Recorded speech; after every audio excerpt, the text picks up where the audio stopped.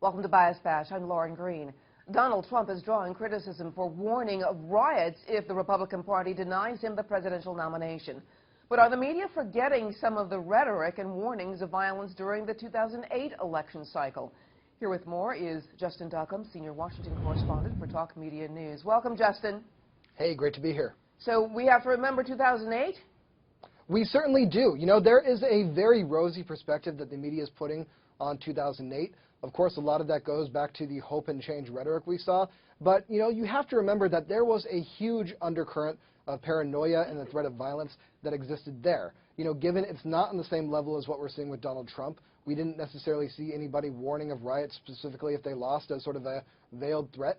But we did have Hillary Clinton making a horrific gaffe wherein she said that she was going to stay into the race well into June just on the off chance that Obama suffered the same fate as Bobby Kennedy, a sort of open concern that she shared over his assassination, something that was on the mind of a lot of Americans, but, you know, were sort of appalled when she brought it up for her own political means. There was James Carville after the primary election warning that there could be riots if Obama lost. There was a lot of racism seen at rallies. There were a lot of Obama monkey dolls that were taken out once Sarah Palin was announced. So to imagine that this entire sort of ugly race we're seeing is solely because of Donald Trump does not necessarily fit the history and the facts that we have on the table. Yes, it's gotten a lot worse, but this is not necessarily anything new in American politics. Well, you know, one of the things that I thought about is, you know, is Trump using the media to sort of tell his supporters or signal to his supporters to, you know, riot more?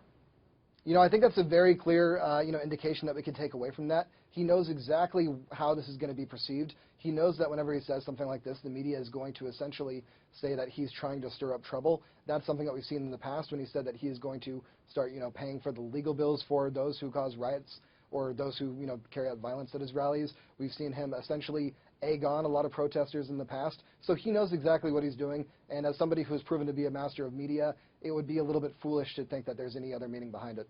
I'm also, though, hesitant, should we be comparing 2008 to 2016? I mean, different political cycles, different political climates. I mean, in 2008, you've got an historic year where you've got the first African-American nominee. That in itself stirred up a different kind of, I guess, not violence, but certainly the threat of it.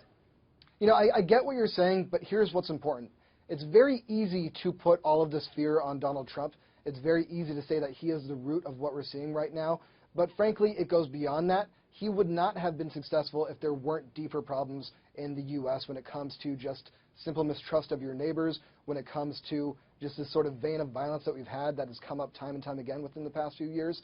And it's important to note that this isn't something that can be stopped easily just by stopping Trump. This is something that needs to be addressed on a much deeper level. And the fact that we have this going back 8 years and haven't really addressed it until now, that's something that the media really needs to own up to.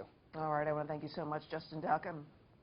Thank you. If you want to hear more media analysis on this week's top headlines, catch Media Buzz with Howard Kurtz, Sundays at 11 a.m. Eastern and again at 5 p.m. Eastern on the Fox News Channel. I'm Lauren Green, and thanks for watching.